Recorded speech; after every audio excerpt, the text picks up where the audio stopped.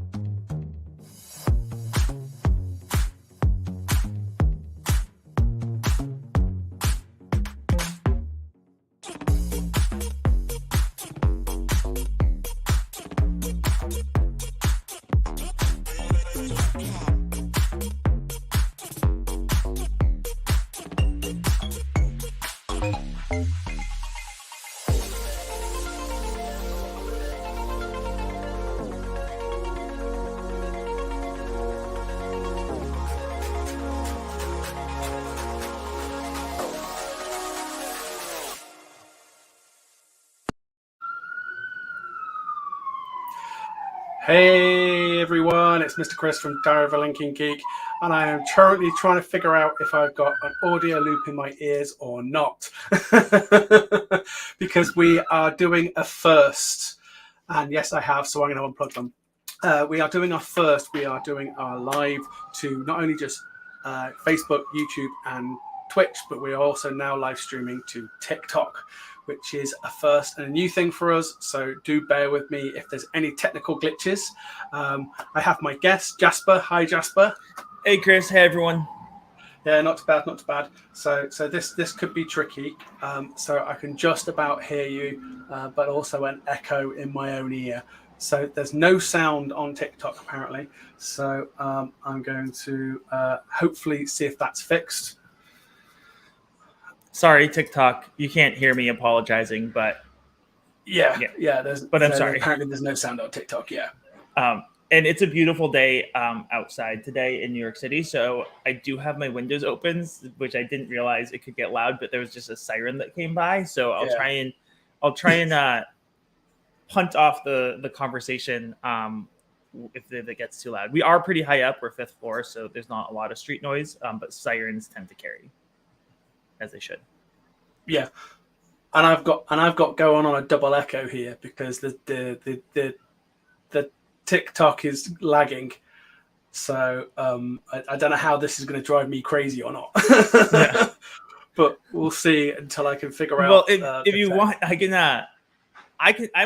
talk. So if you ever just need to step away and have me, run with a question. What I'm going to do is I'm going to actually tell people on TikTok.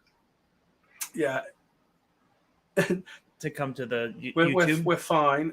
So I'm going to bear with me. Comments. Hey. Right. Okay. So I think majority of people are on YouTube watching already. David so I'm just going to take the banner off, put this one on, and I'm going to suggest to people, if anyone is watching on TikTok, apologies until I can figure out the tech, so I don't get this double loop going in my ears, because this is going to just drive me crazy because there is a lag and you're going to hear it. So what I would suggest is, if you're watching guys on TikTok, please jump over onto the YouTube channel. You can find all those details via the website, which is, of course, diaryofalinkingeek.com. And give you all a chance to pop over on there and watch it on YouTube. And I'm going to disconnect TikTok before I go stir crazy. So sorry, folks. We'll figure this out at a later date and hopefully get this fine-tuned. bye to everyone on TikTok. Okay. My ears. So we can hear each other now. Okay, perfect. All right. So we are sorry everyone on TikTok, but hello YouTube, hello Twitch, hello podcasters, podcast listeners. Oh my God, sorry, but that was really hard on my ears because I was hearing our conversation with like 15 seconds lag. Yeah. I need to figure out a better way of doing that. But hey ho, technology, wonderful things. So wonderful. It's lovely to have everyone here. So welcome to Let's Talk Board Games, episode 27. Crikey, that's impressive. It's been going on a while now. Absolutely love still doing it, and all the while we still love doing it. We'll keep on doing it. So of course, yes, we've got Jasper from Pine Island Games here. We're going to be talking about a very controversial topic. We see it a lot. It happens a lot recently,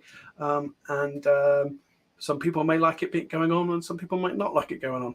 And that topic is, crowdfunding is getting cancelled when they've funded.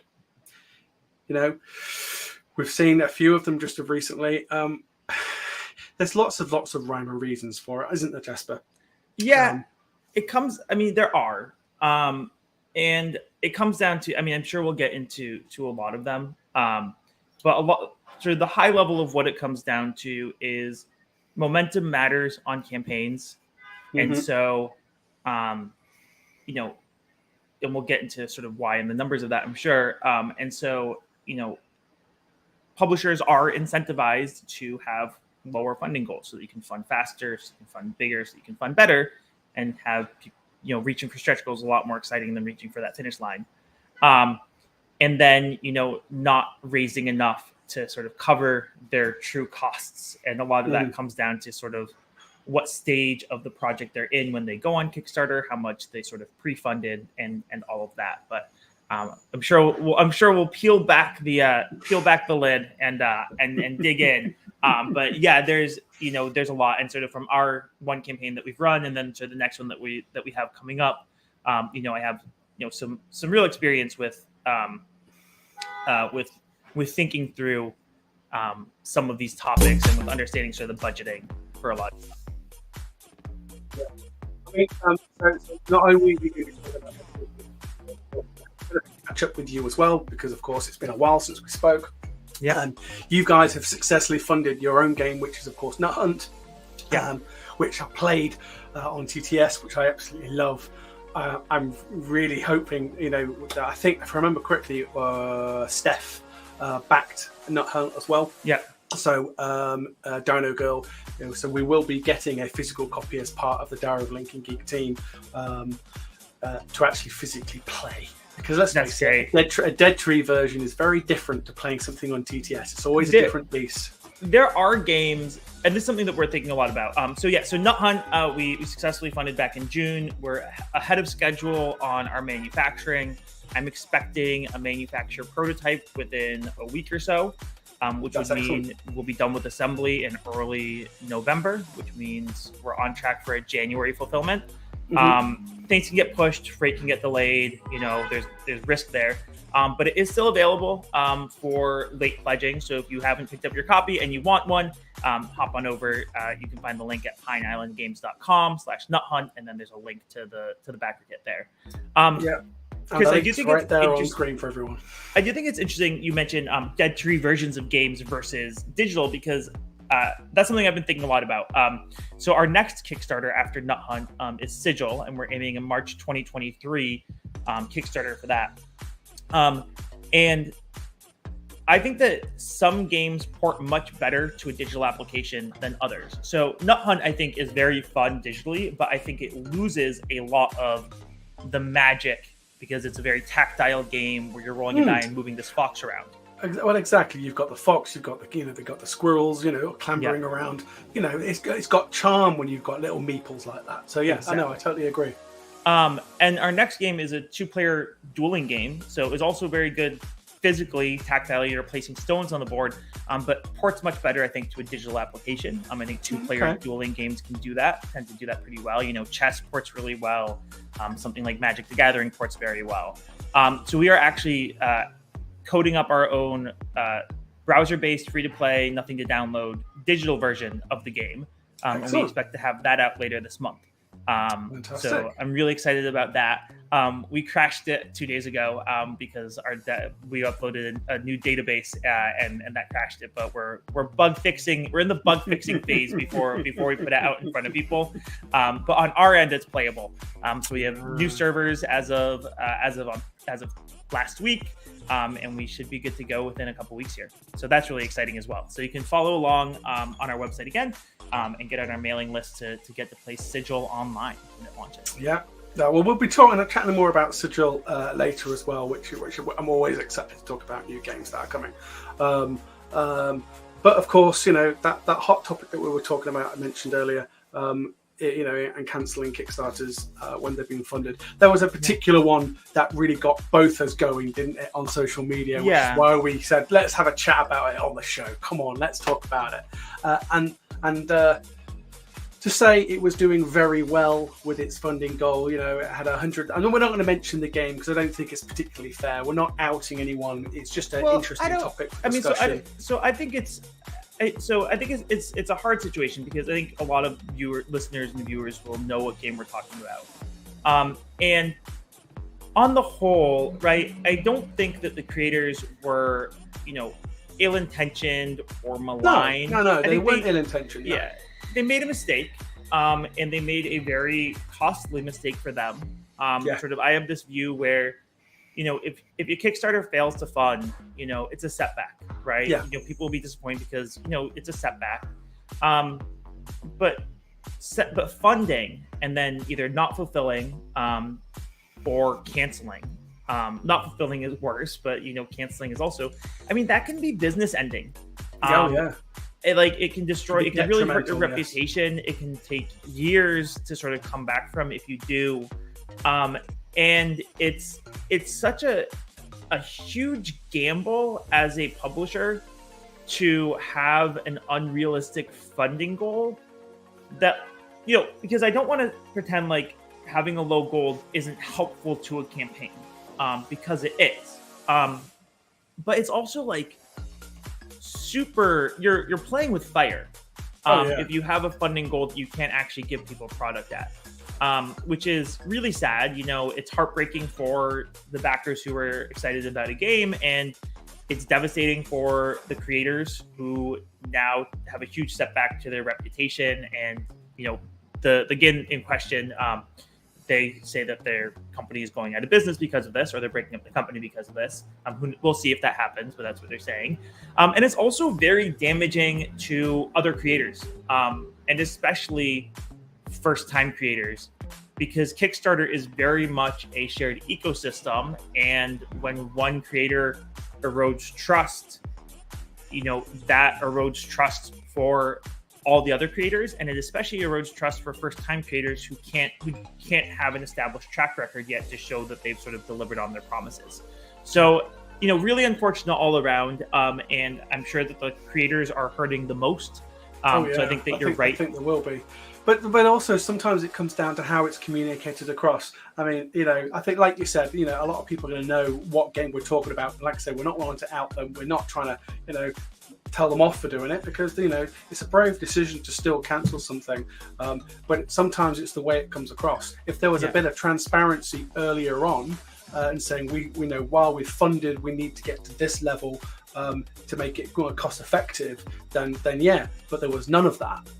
And then you just got this very abrupt message and it kind of left people hanging in the dark. It was, wasn't the best way it could have been handled. The messaging was also fairly. It wasn't a very the cancellation message was not very well. Was not. Oh, it was ambiguous. It was ambiguous, and it was also kind of blaming the community instead of sort of it didn't come off across well. Don't and I understand ever blame the community. Yeah, I understand they were very heated and sort of hurting a lot. And I wish that I named the company on my blog because I think it was important to sort of bring up talking points. But I understand why we don't want to hear. But just to give sort of context to the listener, so there was a campaign. It had a €100,000 goal. They were at €318,902. So they were over 3x their number. and then they canceled the entire campaign. So all the backers are getting their money back, but the campaign is canceled, and the creators said that their true sort of economic numbers that they needed to hit was 1.5 million euros in order for it to make sense. Which is a lot of money. It's 15 times. It's 15 times their funding goal. And here's what I think happened. So, the game is very heavily pushed, sort of a companion app. Yeah, it was very ambitious. It's very, very ambitious, and we're designing a digital version of our board game, our next board game right now, and we got very lucky because the designer of the board game is a developer at Google, and he put in tens of thousands of dollars of back-end work before sort of he brought the game to us. And then we brought on a front-end developer who's very good, who is undercharging us, so we can actually afford to develop this app, not app, but our game digitally. If we didn't have those sort of good things going for us, it would be mid 5 figures for us to develop Sigil online, easily mid 5 figures. And it is a very unambitious project. It's all browser based, so you don't have to download anything. It's very unambitious for a digital board game. Yeah. Most digital board games cost 6 figures, right? So like Wingspan, Gloomhaven, easily 6 figures, maybe more. So the companion app is I am very confident, the majority of the sort of expected costs of sort of bringing the game out. And then also with the companion app, they promised a ton of content, including voice actors and acted scenarios and all of this content that is very, very expensive content. Without a doubt. Hindsight's 2020, but they could have very easily been board game forward and then had stretch goals for additional content in a companion app. And they could have still had, and then they could have had something much more achievable and deliverable. So I'm sure that they're regretting their decisions. But it was very overambitious without sort of the surety that they would reach those funding goals. And then because they had promised so much up front, they couldn't really walk it back, and if at $300,000 they put out a board game without the app, their marketing was all about the app, was all about this app. And so they sort of had to have something there or else it wouldn't work at all. So unfortunate all around. But I think that's my gut is that I'm highly confident that the majority of that 1.5 million euro was because they had the app. Well, here's an interesting. So, hi, Joe Paul. It's nice to have you on. He's making an interesting point here. He said maybe already been touched on, but thoughts on the publisher pledges that have been going around lately. Would you trust a publisher more than if they made such a pledge? Yeah. So, Doomsday Robot made a pledge, and that got picked up by Stonemaier Games, and it's been sort of talked about recently. And so, the idea is the publisher makes a pledge. And it's sort of it's a statement of values, right? It's not that different than we have a public mission statement, and no one reads our public mission statement, but it's a way for us to sort of refer back to and keep what's important in mind. So I think it's great that Doomsday Robot and other publishers are doing those pledges. A lot of the line items in the pledges I think are specific to how they run their businesses, and not sort of applicable broadly. So Doomsday Robot, for instance. So in short, I think it's good that publishers are doing these pledges. The thing is, though, is a funding goal is also a promise to the community, right? Like if you create a Kickstarter and you have a $50,000 funding goal, then you are making a commitment to potential backers that if you hit that funding goal, you will deliver them a product, right? So exactly.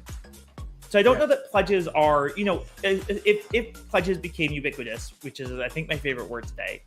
If pledges became ubiquitous, then they wouldn't mean anything anymore, because everyone, even if they didn't have the right intentions, would just make a pledge. Because they aren't that widespread, and because I know some of these companies who have done the pledges and have done right by their backers in the past. I'm inclined to sort of trust them, and I think that it's a good thing that they're doing them. And that's also sort of something that's nice being a publisher. And now that we have now that we can sort of deliver on Nut Hunt and deliver on our promises with Nut Hunt, I think that the actions that we can make as a publisher will speak much stronger than any sort of pledge that we can make. But I think that's a great question, and it's fair, and I think it's good for companies to have values and to state those. I also think this sort of ties back in. So Doomsday Robot, one of the line items in their pledge is that they will, I forget the exact wording, but they will sort of involve backers in the design process or bringing their games to life. And I do want to get to David's question in a second, because I think it's very central to this. So that line item in that pledge, that tells me, that Doomsday Robot, when they bring their games to Kickstarter, they have additional development work to do on their games. Yeah. And this is very common. A lot of board game publishers have additional either development work to do on the games, or more illustration that they need to commission, or graphic design to do, or writing lore, or writing scenarios. There's more work to do, which is part of why Kickstarter exists, is to make projects possible. So that's completely fine. Yeah. But I think that there's a lack of education, or maybe not education, but a lack of clarity from among backers and among the Kickstarter community, where it's very hard to know how far along the development pipeline a game is when you're looking to back it. Yes, and very much. I agree with that. Yeah. And so one of the reasons why this last campaign got canceled after funding is because there was a substantial amount of development work to do and a substantial dollar amount attached to that development work. Yeah, right. Which we didn't know about. So let's say that a game costs.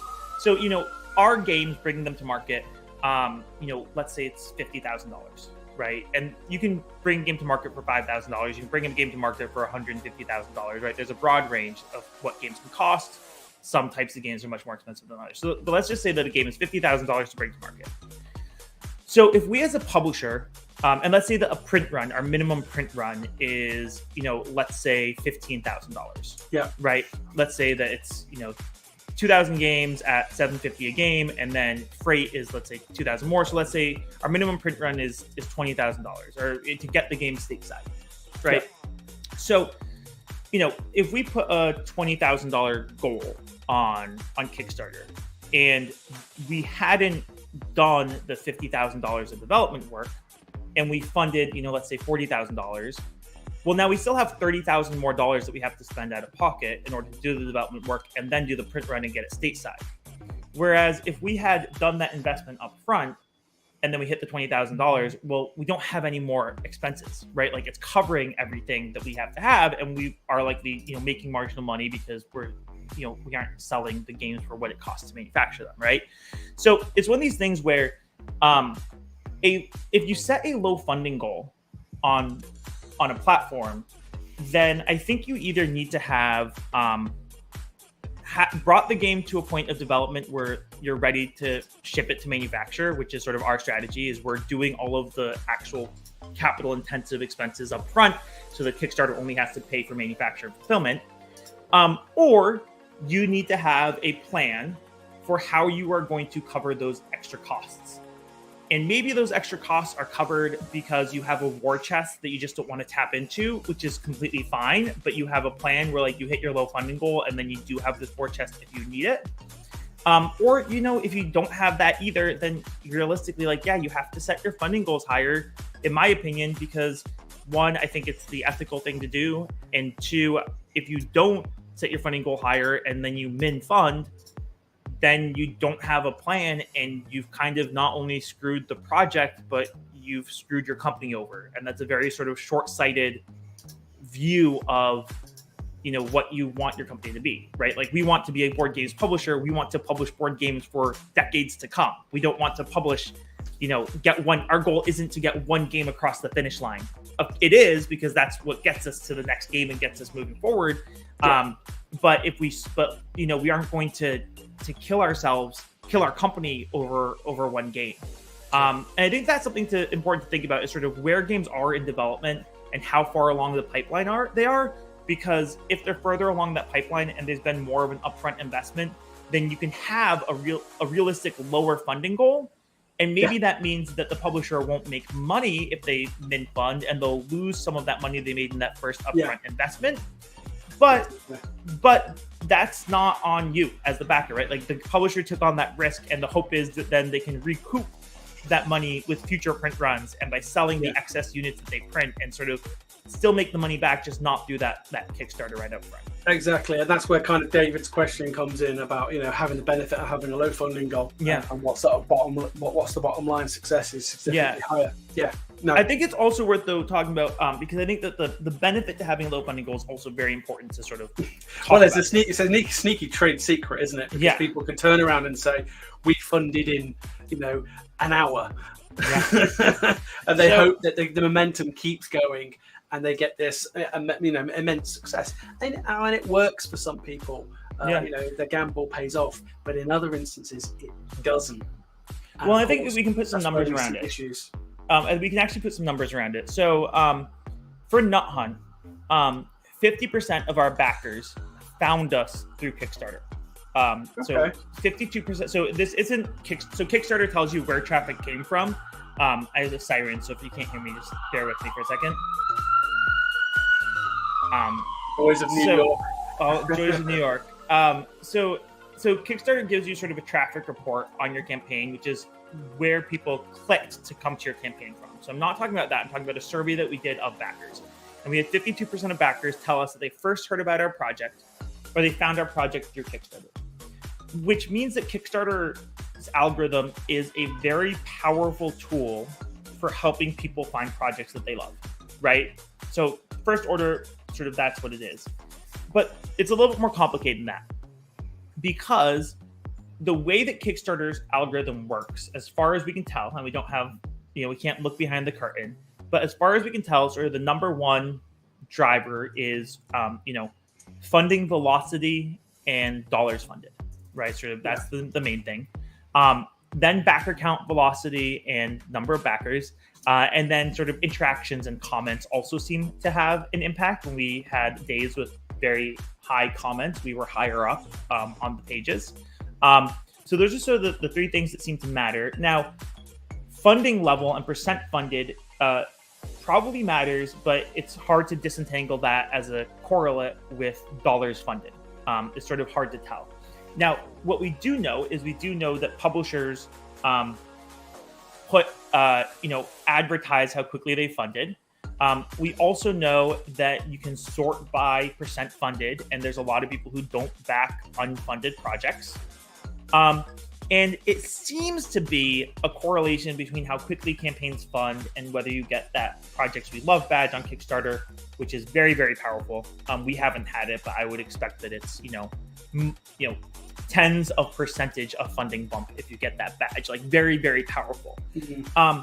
So having a low goal, and it's also much more exciting, going on. Also, if you think about your marketing during the campaign, if you're 200 or 300% funded and you make a post on Reddit and you're like, I'm 300%, I'm a successful Kickstarter creator, 300% funded, and people are much more likely to click on that and check out your campaign and listen to you than if you had the exact same funding goal, but you're only at like 80% of it. Right. And so you have much more powerful marketing if you have a low funding goal than there's a degree of gravitas, isn't there? It's huge. It's massively impactful. And even like it's even little things like even little things like, so Nut Hunt, right? It was $35 plus 11 US shipping, right? And the majority of our backers are in the US. I think it would have been smarter in hindsight, if we had a higher dollar amount in the actual Kickstarter and lower shipping costs, because getting that velocity of funding is very, very important, right? So I think subsidizing some of the shipping there's two ways to think about it, because one, people, like to see the lower number, even if they have to pay a little bit more later. So if you're at like 40, so it's $46 all in. I think being at $46 might have had a few less backers than being at 35 plus 11, but the velocity of that funding would have been higher, which gets your project in front of more eyes. So it's a very sort of complicated question on sort of all fronts. But there's no doubt that a low funding goal is beneficial to a individual campaign. Now, as we talked about before, I think the ethics aren't quite. I'm not comfortable doing that sort of as how we've approached the platform and approach our community. Yeah, because you have a degree of morality and yeah. Well, I don't think that it's like it's hard. It's like I don't think that it's like that they did like that they were abjectly malicious or wrong, because like they did cancel the campaign before they took money. Like no one's actually out, right? But it's not in my ethics, right? It's not in sort of my. It's not something that I would be comfortable doing. But undoubtedly, having that low goal can be helpful to campaigns. Yeah. We've got a great question from Joe. So Joe says that's a great point, Chris, but some publishers put honest goals, but then when they don't fund immediately, people start to question the vitality of the project. So they are incentivized to go with a low goal for momentum and publicity.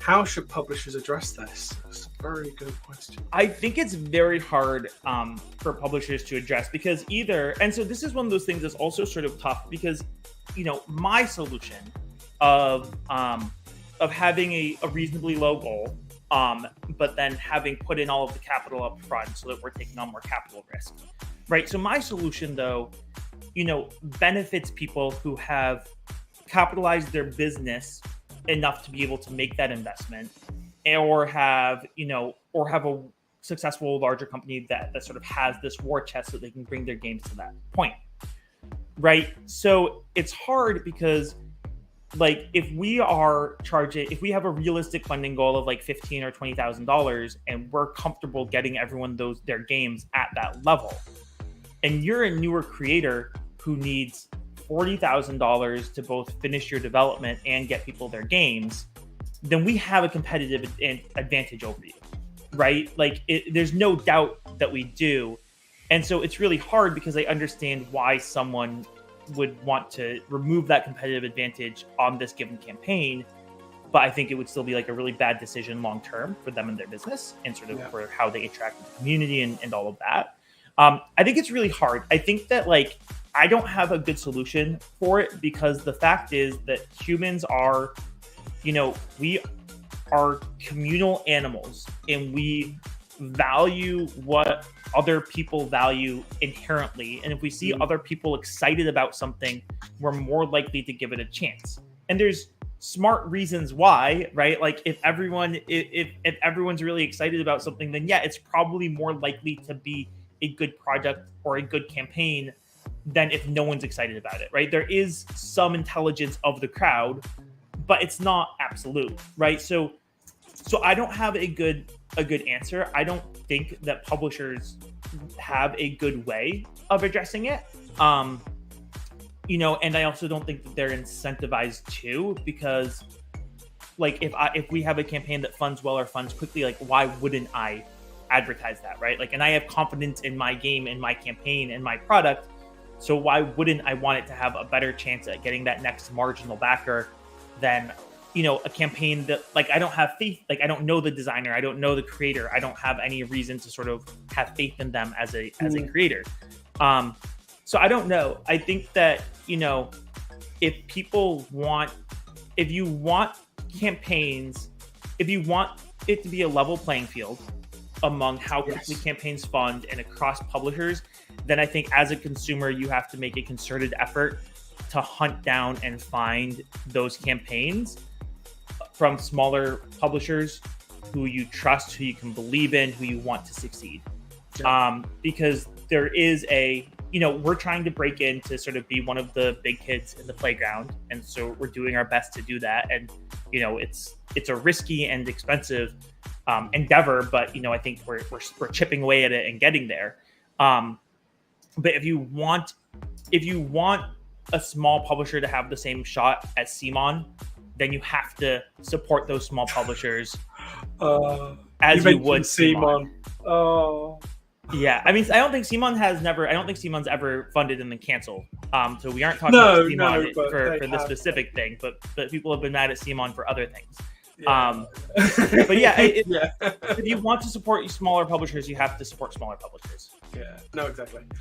David's got an interesting question. So, what type of game, cardboard or mini, affect the goal versus the bottom line difference? Well, I certainly know from a personal perspective, because I'm looking inquiries about miniatures and artwork and things.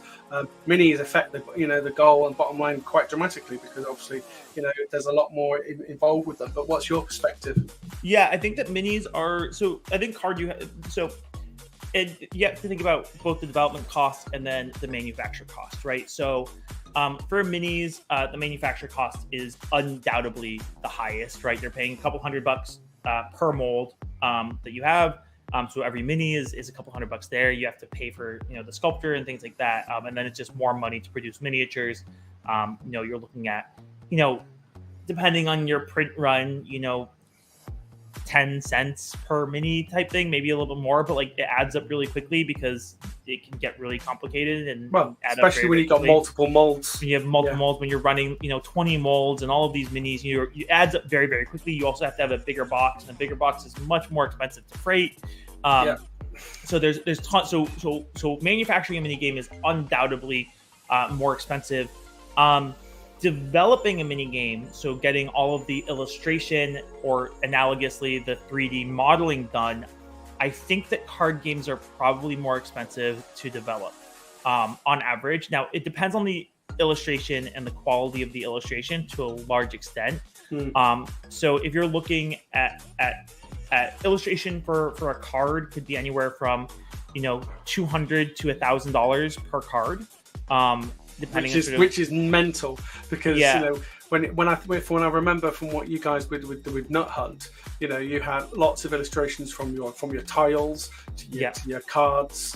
We spent a lot on illustration for Nut Hunt, but we found, we could have gotten it a bit cheaper, but we found the illustrator. So our strategy though is our goal as a company, I left a career in order to try and make a career publishing board games.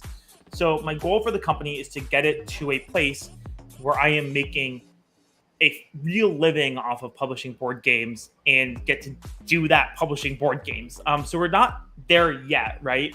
But that's our goal. And so it's a gradual process when you want to be a publisher rather than just a one-shot wonder. Yes. There's a difference. And so to support that goal, our thesis is that we have to sort of over-deliver with all of our games. And so for Nut Hunt, we found the best illustrator that we could find. His name's Stephen Nickel. He is absolutely phenomenal. Our graphic designer for Nut Hunt is Christine Santana, who did the graphic design for Wingspan and Tapestry and Scythe. Our promo video is Ori Kagan, who has done huge sort of promo videos. We found our insert designer is Matt Healy, who is, I think he's doing the Frosthaven inserts. Like, we found like the best people we could for every single element of the game, so that we could put out the best quality, highest quality game, right? So I think we need just to pause you there for very quickly. I think we need to come up with an award for the person who can drop names within 30 seconds, because I think you just dropped like 6 names of people in less than 30 seconds who were all involved in making Nut Hunt a possibility, right? And so that was our thesis for the game, is we wanted to make the highest, like, Ori is great. So we wanted to sort of have the highest quality game that we could, and sort of accept that we were spending more than sort of made sense for our size to develop this game, in order to have something that can sort of like start our reputation, right? Like, start us on a path and start our reputation. So like, look, it wouldn't make sense. If that wasn't our goal, it would not have made sense to spend as much as we did on illustration. And it wouldn't have made sense, to do a lot of the other decisions that we made.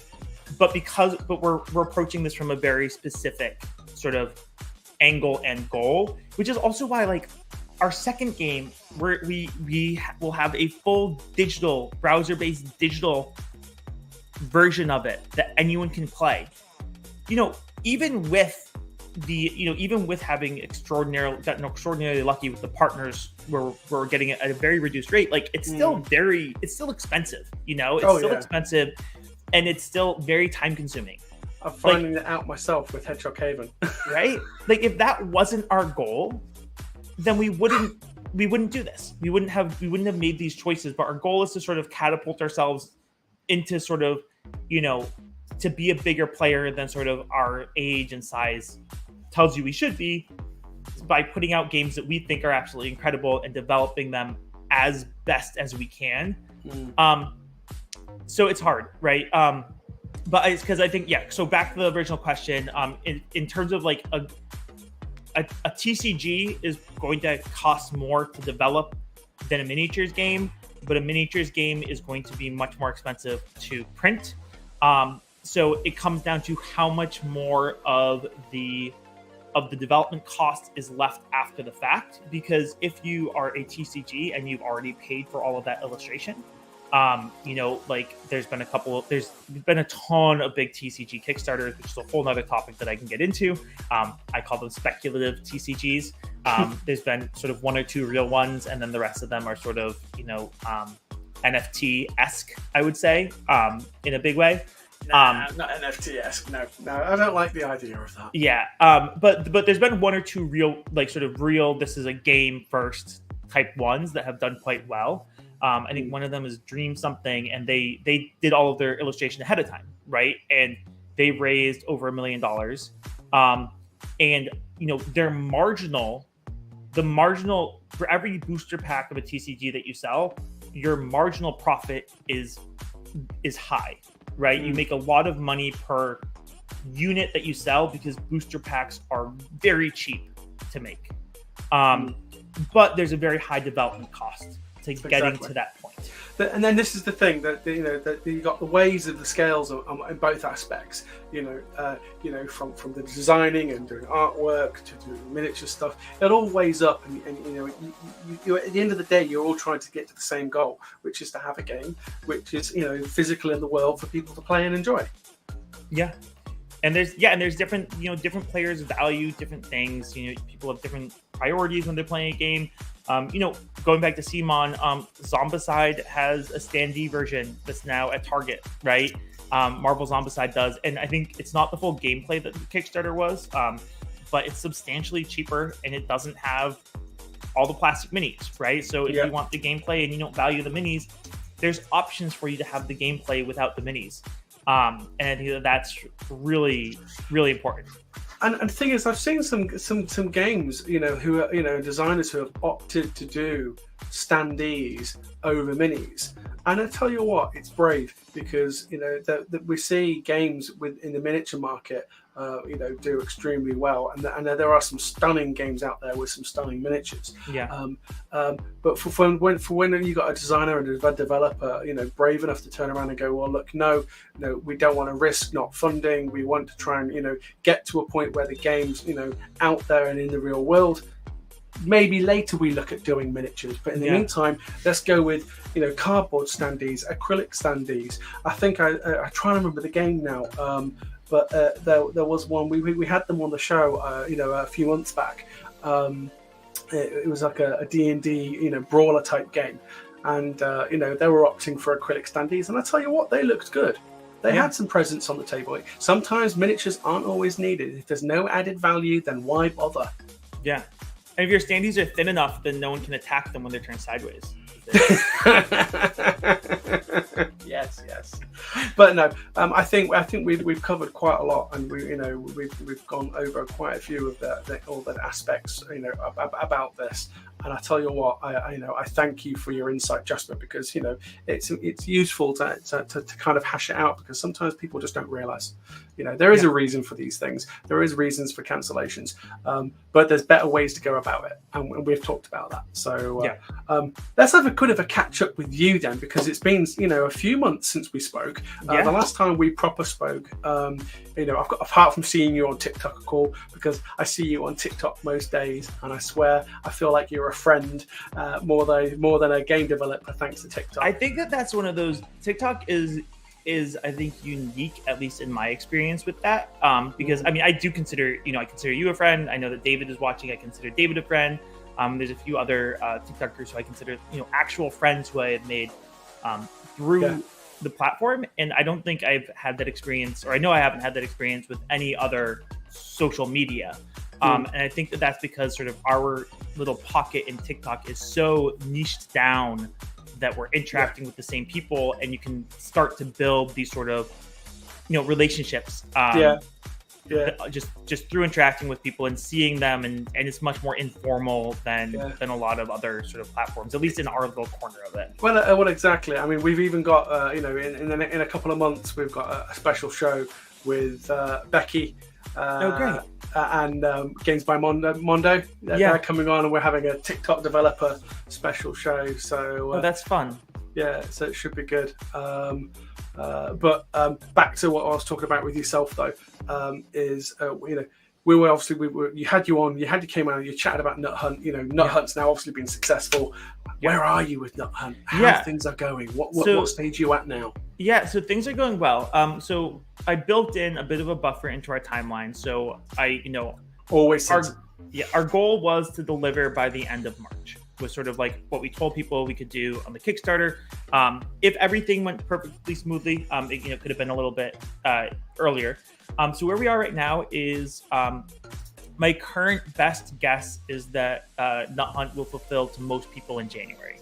Now things can go wrong, so that's not like a promise. My promise or my real goal is still the end of March. But I think that that's the most likely sort of outcome.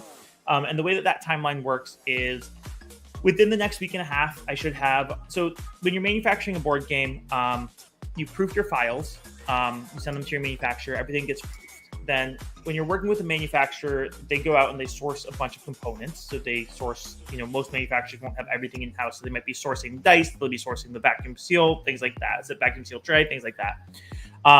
Then they do the in-house components also, and they do their printed components. And then when all the components are done, and you'll be signing off on things along the way. They'll be like, we got this maple bag in, and I'll sign off on that. And if it's not right, then we'll redo it. For instance, they got our dice in. Our dice were nice, but not quite as good as I knew that we could do. So, we ate that expense, ordered 4,000 new dice, and we'll have 4,000 extra dice to deal with, right? Yeah, I saw that whole post about we've got some extra dice. What can we do with those? Yeah. We have we're gonna have 4,000 dice that we have to figure out what to do with.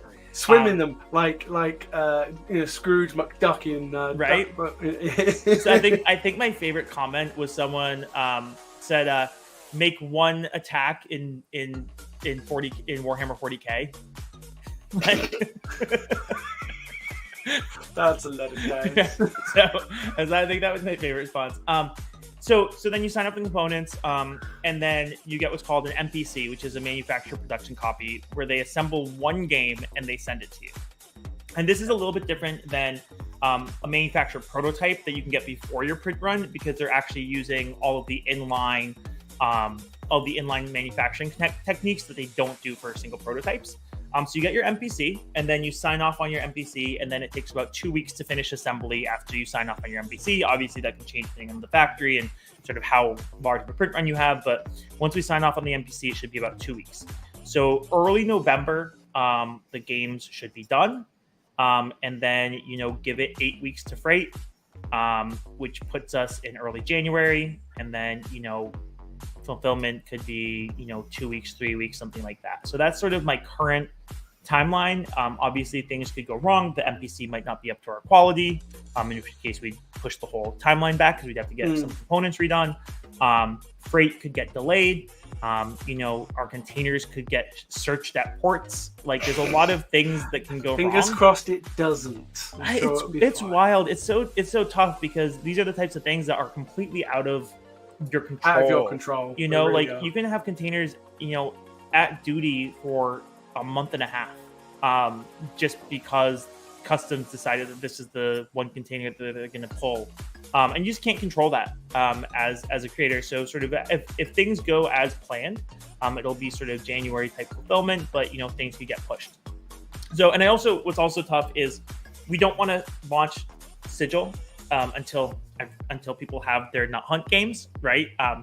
And so sort of the Sigil timeline right now is, I want to do a March Kickstarter for Sigil. So I also am sneaky very, there. I mentioned Sigil before I could ask. Yeah. So I also want to make sure that Sigil is, so I also want to make sure that Nut Hunt is on time for that. But obviously, it being right comes first, right? We already delayed things a little bit because the first tray insert wasn't perfect. Matt Healy, who made that, was being a little bit ambitious with some of the design, and it just was a little bit tight. So in terms of like how the components fit, so we sort of opened it up a little bit so we have a bigger wells. And so, we delayed a little bit for that. The dice delayed us a little bit because we had to order new dice. So there's a few things that sort of like delayed us a little bit because we are putting sort of quality first. But I'm very hopeful. I like that. But you've been very clear with the community with it as well. It's like, I've seen every bit of update that you guys will put out about things, and it's nice. And I think that's one of the nice things with the Kickstarter. If you're that kind of person that likes to see, regular updates and communication from the designers and the publishers, then kickstarting games is for you, because that's what it's all about. And that's the nice things with it. What I think people get frustrated with Kickstarters is when there's a lack of communication, because people are panicking, burying their heads in the sand, or don't know what to say to the backers. And one thing I've learned is honesty goes a long way, and that's all I would urge people to do.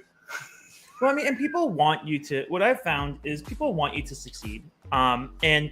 Well, they wouldn't have backed it if they didn't. They wouldn't have backed it. And if we learned, going back to, when Freight got out of control, and Freight has been moderating a bit, but when Freight got out of control and some smaller publishers were really in a tough place, some, people handle it differently. Some, ate the expense. Some were like, we actually can't fulfill unless we can raise a little bit more funding. And people were massively supportive. As long as publishers were straightforward and honest. But also, if you're not straightforward and honest, like, people will be very unforgiving, right? Yeah. Like, if you try and pull the wool over people's eyes and you burn them, like, I mean, not good luck, because like, don't do that. So like, like, you can't, like, it's people very, people are on Kickstarter because they want to put trust in you and they want to put faith in you and they're rooting for you to succeed. Exactly. And your number one goal should be to treat them right, and treating them as best, treating your community as doing right by your community as best as you can. Your community will understand if there's issues or hiccups along the way, or things aren't quite as smooth and are delayed a little bit. As long as you're forthcoming and sort of open with it, and honest with it. I think that's a really great point. And also it's the same thing we were talking earlier. How can you how can we break out of this cycle of low funding goals matter? Well, you know what, like, you can support more small publishers who have, who don't have, who can't. Granted, there's always risk with smaller publishers, right? Newer publishers who haven't proven themselves. But if you want to level that playing field, then the way that you do that is by supporting them. Is you don't have to support every small publisher that's on Kickstarter. You want to make sure that people are putting, real effort and energy into their campaigns and doing everything they can with their resources. But you can find those creators if having that type of community is important to you. Yeah, really is. And so I'm going to change the topic a bit here very quickly. Yeah. But before I do, if anyone's interested, in Nut Hunt and hasn't backed it yet, you can still late pledge. So go check out the website. It's there on screen at the moment. Paralanian Games. And go click that late pledge button, because I tell you now, it is actually a good game. I loved it, and when we played it, on TTS, it was good fun. It was good fun. Yeah. So go and definitely check it out. But in the meantime, this is the last month you can late pledge, because we want to give our retail partners sort of a quiet window before it gets retail release. So this is the last month that you can late pledge the game. Yeah. Very quickly, before you mention, we go on to the next topic. You say it's obviously going to be coming to retail in the UK, yes? Yes. So in the UK, we're working with Aledo.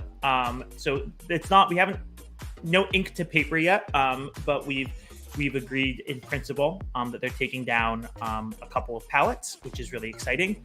But there's we haven't actually put the ink to the paper, so I can't actually promise it. But I expect that we'll have UK distribution. Fingers crossed. In the US, we're partnering with some retail stores directly, and then we will have we have like bridge distribution, which is sort of on consignment, and we are currently in the process of reaching out to and trying to find consolidators and distributors who would pick it up in the US. So really exciting stuff. I mean, the goal for us with this game is to get it as broadly out there as possible. So that means if you want to get it into as many stores as possible, we want to get it into board game cafes, we want to get it to reviewers, we want to get it to you. So that's our main goal with this project, is to get it as broad as possible, because we have a lot of faith in it that this will be some people's favorite game. Not everyone, obviously, but there are some people who it is actually. And I think that the way that we have as we were talking about earlier, our view is for this company is we want to be a long-term company. And the way that we do that is we get this first game really out there. Joe Paul's just put up as a future KS, thanks for endorsing small publishers. No problem. I mean, we're a small publisher also, so it's also self-interested. But yeah, I do. I especially feel like it's increasingly hard for first-time creators, because a very, very small number of Kickstarter campaigns have done wrong by their community, but the ones that have are very, very visible and erodes trust. Yeah. Right, we'll take one last question from the comments. David says, when setting the freight on a campaign, do you assume full funding plus weight plus add on to weight on a weight, or just freight as a basic freight? The vast majority of games, the constraining factor for how much freight costs is the volume, not the weight. If you have like a very dense game, like a card game, it'll be weight. But for most games, it's going to be the volume. Now, in some areas, shipping will be on weight if you don't fit into sort of standard size packaging in the US, and then in Europe, it's usually based on weight, so that'll add to shipping. So what I did for sort of our shipping estimate is, I built our unit margin so that we had a little bit of a buffer if sort of unexpected costs, something like having to redo the dice or redoing the vacuum seal tray mold, or freight goes up a little bit. So I tried to make sure that we wouldn't, blow up if things went a little bit wrong. And then, the hope is that, freight continues to moderate, sort of coming into actually booking it in, probably about the next month or so. We'll be pulling the trigger on freight. Okay. But yeah, so also one of the things that we did is we priced out all of our stretch goals ahead of time. The one thing that we didn't plan on implementing that we ended up implementing is we increased our punch board thickness to 2 millimeters from 1.5 millimeters, which is sort of industry standard, but people wanted 2 millimeters. So we increased the thickness by 0.5 millimeter. But that wasn't doesn't sound like much, does it? But it matters. It matters. I mean, that's another reason. So we had to redo the insert tray anyway, but that also made us have to definitely redo it, because then it was too raised. The box top was too raised. Yeah. But I am very conscious of sort of what sort of stretch goals. I'm doing as much work as we can ahead of time to price out what stretch goals we may have.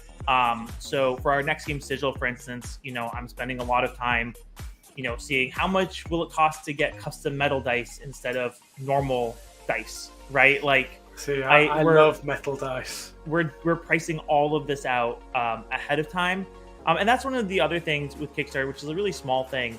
But you do need to have you do need to price in an appropriate margin, because it gives you flexibility for a lot of things. One thing's going wrong, but then also, like, if someone comes up with a really good idea for a stretch goal and you priced your margins paper thin, then you have no sort of flexibility to make that happen. And so, and you want to sort of make things happen, people are rooting for your company to succeed. So they understand that you need to get some money so you can put it back into sort of future games and stuff like that. So, because margins aren't big on board games anyway. So you have to be really conscious and, give your manufacturer, the way that we do it is we give our manufacturer sort of the base game. And then we also give our manufacturer the base game with all of the stretch goals that we can think of. And we see sort of the unit price difference from adding each stretch goal to sort of see what's possible. And then we take those numbers, and that's what we calculate freight estimates off of. So that we're exposed to market volatility in freight, but we shouldn't really be exposed to, we added, some components and that screwed up our calculation.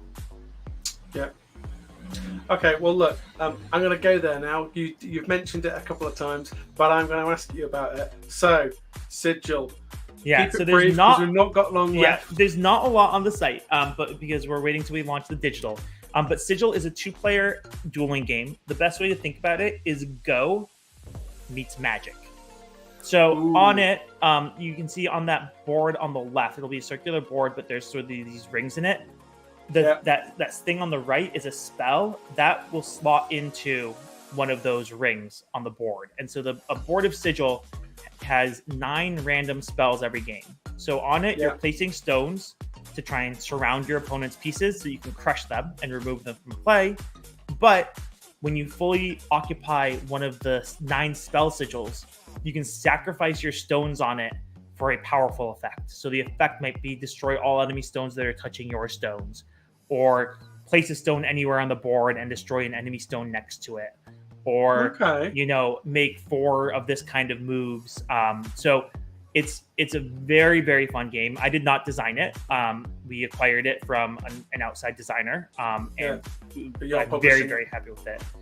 It's excellent. It's really excellent. So we also doing doing a lot of work. We have our own runic language that our illustrator designed for us for sort of these spells to have these central symbols, and then tons of graphic design work on it. Our goal is for a March Kickstarter for that, March 2023, after Nut Hunt fulfills. But we're hoping that later this month, we there's a 99% chance that we come out with it, depending on how sort of some things go. Depends on the scope of it. But later this month, we'll be coming out with Sigil Online, which is the digital implementation of Sigil, where you'll be able to play it for free, no downloads, browser-based, play it on your phone, play it on the go, play it anywhere. If you go to our website, you can sign up to get notified when we launch Sigil Online, and it is a very exciting. Just signed up. Excellent. So we'll have a lot more about Sigil once we launch online. I'll talk a lot more about it because it'll be somewhere that people can actually go to play it. Well, hopefully you'll be giving us a shout to do a review as and when you're ready. I would love to. Yeah, we'll definitely get a review prototype out to you. I'll try and find some more UK based reviewers, because that's sort of the constraining factor with some places is if you need you want your review copies to go to a couple of different people. This is one sort of challenge when you're across the pond. All right, so we've got one last question, and I think we'll leave it at that for the show. So David says, can you give any details on Raccoon Hatchery? So the last email has it in yellow development. Yes. So Raccoon Hatchery has now become. So Raccoon Hatchery is a game that I started designing. It's sort of on the back burner. It's a worker placement card drafting game, which is one of my favorite sort of genres of action selection mechanisms. It along with a couple of other games are at a similar point of me playing around with them and them not quite being ready to go further. So I've just sort of left Raccoon Hatchery down there as the placeholder for a couple of these games. And then my hope is that I get another one of my designs to a place where I have the confidence in it to sort of move it forward as our next game in our catalog. But I am also looking for we have open submissions to find another design to publish an outside designers game. Sigil is our first outside designers game, and then hopefully we'll be able to I'll get another game there soon, or I'll find another game that I really have a lot of confidence in. So Raccoon Hatchery, I have some cards, I have a board, I've played around with it a little bit. It's not where it needs to be. I have a couple other games at that stage of development also. So we'll see what gets there first. Exciting. Well, I think we've covered a lot on the show. I could continue chatting to you, but we'll end up going well over our allotted hour, because we already have. It's always a pleasure to have you on the show. I look forward to getting you guys back when you've got some updates on the things we've talked about, particularly regarding Sigil. Sigil sounds really interesting. I love the sound of that, so I'm excited to check that out. But if anyone isn't already got it in your favorites, make sure pineislandgames.com is in your favorites. And if you haven't late pledged for Nut Hunt, then please do and go check it out, because it is a lovely little game. In the meantime, just a quick couple of thank yous. We've been working really hard with a lot of reviewers, a part of Diary of a Linking Geek, and we've got some stonking reviews on the website at this moment. So please do remember, guys, if you aren't already checking out the website on a regular basis, please subscribe to the site, or at least subscribe to our YouTube channel so you can hit that all-important alert for any future live shows. We've got some cracking things coming on in the future months. The reviews we've got on here at the moment, if you haven't seen Patriot, it's doing very well. It's very early in its Kickstarter. It's already funded. If you like your hidden agenda-based games, then please go. Oh, you did Micro Dojo? Sorry? Is that Micro Dojo? Yes, we reviewed Micro Dojo as well. So if you want to go and check that out, do. We're going to be doing all sorts of amazing reviews coming up in the coming months. So go, closely check them out and have a read up on them. In the meantime, if you aren't already on our Discord, please, of course, also check out our active Discord. We have lots of conversations going on here on a regular basis, lots of different areas which you can also check out. So, of course, that's also available on the website. It's been an absolute pleasure, Jasper. I think, if I remember telling you earlier, we've got some awesome live streams coming up as well. Before I forget about it, you can check out the schedule on the website as well. But we're going to be chatting to later next week, because this is an off-the-cuff live, which we wouldn't normally do. We're doing an extra one because we thought it would just be fun, didn't we? So we're chatting to No Box Games and Chris Bockey, if you know him, Jasper. Yep, in October, we're going to be talking about his new print-to-play game, which is Spies. So that should be a good show. Then later in November, we have got Board Game TikTok. Yes, the Board Game TikTok guys are coming online. So we're going to have Becky and Mondo coming on and chatting to us about their games, Rainbow Bunny Bop and Mansplaining, if I remember correctly. So it should be good fun. And then December is going to be our Christmas special. Yes, Christmas special. We're going to even be doing some cool giveaways, so really exciting, as well as a Diary of a Linking Geek quiz, which you can join and play online with us live on Facebook. So that should be good fun too. And then heading into 2023, March, we are doing an awesome Crown of Ash Kickstarter launch stream party. It's a first for us, and I'm sure it's a first for Richard Lawton, who's the designer of Crown of Ash. But we've got an amazing guest, and I think we've got it confirmed. I think I can mention it now, but we're going to be having Grant Lyon, very yourself, on the show, chatting to us about Crown of Ash and having some fun on the Kickstarter launch. It should be really good fun. So lots of cool things happening here at Diary of a Linking Geek. So please remember that is subscribe, and hit that alert, because you do not want to miss out. March 2023 is going to be an exciting month. So yeah. That's going to be a good one. Yeah, and also, the schedule is filling up. If you are interested in coming on the show and chatting to us on our Let's Talk Board Games live stream, then please do reach out. You can get us on via the website. All the contact information's on there, and we even have review request form on there as well. So if you've got a game out there that you're developing and you want us to review, then make sure you use that all-important form, or we can't schedule you in.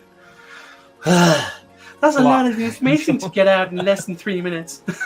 That's great. That's a great schedule. I'm really excited for some of these. Chris Bach, I think he's local to you now, so that's exciting. That'll be fun. That TikTok stream, how could you not love that? I was actually thinking you should talk to Ben Downton of who designed Micro Dojo. That could be a cool conversation. He did his Kickstarter on a very budgeted, and a lot of his choices for sort of how he brought the game to life were so that he could, do it in an economical way and not have to, make a great game and get it to people without having to raise, tens of thousands of dollars. Hold that thought. Where's it gone? on a budget is something. It fits in an envelope. And it's so cool because it's also like, that's also great because, sorry, Ginger wants to say hi. Come over here, mate. That's also great because, hi, Ginger. I mean, doing something like that where it fits in an envelope, you know, there's a market for that. Like, that is such a low cost for a retail store to pick that up and put it on their shelf at their checkout because it doesn't take up that much room. And it's also, you know, really great for fulfillment, and, you know, warehouse fees are nothing. So really cool. It's really cool. And Ben would be a good person to talk to. So if you haven't, I can put you two in touch. Well, we met at Expo, hence we have copies to not hinting here at all, but maybe a copy to give away. So, great. So keep an eye, guys, because this could be one of the things that we're giving away on our Christmas live show. So absolutely lovely to have you on the show. Absolute pleasure. I am not kidding when I say that. And it's lovely to see you too, Ginger. My cockapoo, little Tia, is fast asleep, or I'd bring her up to say hello. Great. Chris, this was an absolute pleasure. It's always fun coming on. But I'm sure we'll chat more in the near future. Yes. And Ginger would like that too. Yes. All right, guys. Well, look, as usual, it's been an absolute pleasure. Remember, the website is, it's very easy to remember, diaryofalinkinggeek.com, or if you like to type in a bit shorter things, it's doalg.co.uk. Just hit DOLG in your browser and it will come up. And of course, you know, I'd like to remind everyone that we don't do this for profit. We don't make money on this.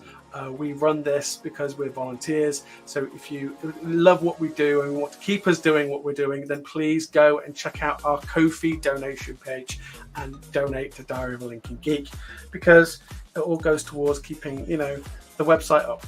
So it'd be an absolute pleasure, and we enjoy doing it. But in the meantime, everyone, take care, stay safe, and keep gaming, everyone.